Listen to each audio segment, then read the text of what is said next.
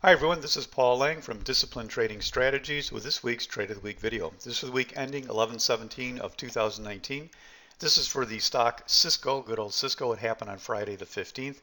It was based on a gap carry, which means a stock that had gapped on a prior day, but I'm still using the power of that gap to find a trade the following day or days. Entry based on a 60-minute major resistance, plus there's more to the entry. We'll get to that in just a minute. The management simple at reward to risk 2.0 to 1. Let's take a look at that trade starting with the daily chart. But first, as always, free stuff this week at DTS. Wednesday will be a special event. Wednesday at 5 o'clock, tips on management. You can read the slide there.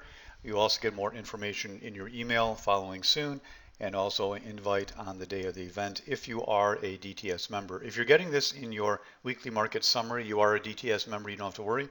If you're seeing this on YouTube or somewhere else, you need to make sure to get over to DTS and sign up to be a free member. Here is the daily chart of Cisco, and this is the day before. That is the gap that occurred. It was unfortunate that day on Thursday. I had to take the day off for a dental appointment, kind of an emergency dental appointment. And there were three of the best gaps I've seen in the last, well, tied for the best in the last 3-4 weeks. Cisco was one of them, very nice gap that day. And I saved it for the next day since I wasn't there on Thursday. And the next day, that's what it looked like. It had gapped, of course, under this area. And this is the second day. I was shorting that little rally, that top and tail. Notice it doesn't look like a big deal, doesn't look like a big bar. But very high odds that the retest that prior day would fail. And although it doesn't look like a big deal, it's the precision that you have that allows for this to be a nice play. The back part of this was a 3R trade, even though that doesn't look like a big deal.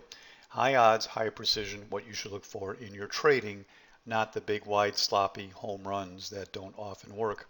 Here's a 60-minute chart, and again, that's the day before, what it looked like on the day of the gap. And then the day I was trading it, it ended up looking like this. It rallied up into that general area.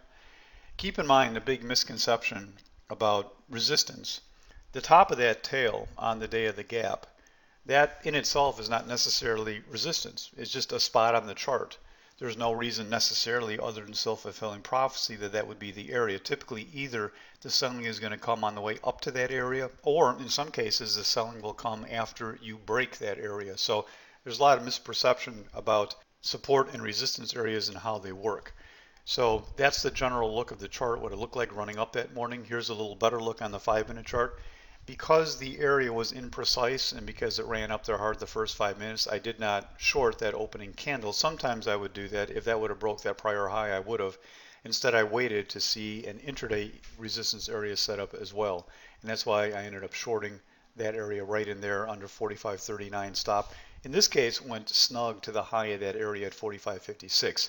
Either I wait for security and go fairly snug, or get aggressive and give it more room.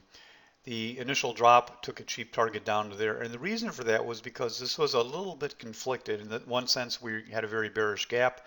We were into that prior high. In the other sense, that it consolidated during the day and went above that consolidation. So if this was going to fail, this would have been the likely turnaround area. So I took a cheap third there, which made this trade profitable no matter what. And then from there, took a great second target on that support area from the prior day's base, and then waited for the rest of the day and never trailed out, and took a really nice target off the low of the day as it bounced there just before it turned green in that last couple of bars. That last trade was a 3R move, and of course it averaged out to be about a 2R move. Overall, a really nice trade. Here's the 1-minute chart to give you a little more detail on exactly what happened. That was the entry right in there in the 1-minute chart. You can kind of get the concept better in there. And then, of course, the targets are all off this chart because this chart doesn't go far enough to show them. Again, for those of you interested, come join us in the DTS Trading Room. I highly recommend, if you have a day or two free during the week, or even a morning or two free during the week, to come in and start getting used to day trading, earning some extra income. Don't wait until you're out of a job or until you want to make the switch all at once. Start learning it now. This is Paul for DTS. Until next time, good trading, everybody.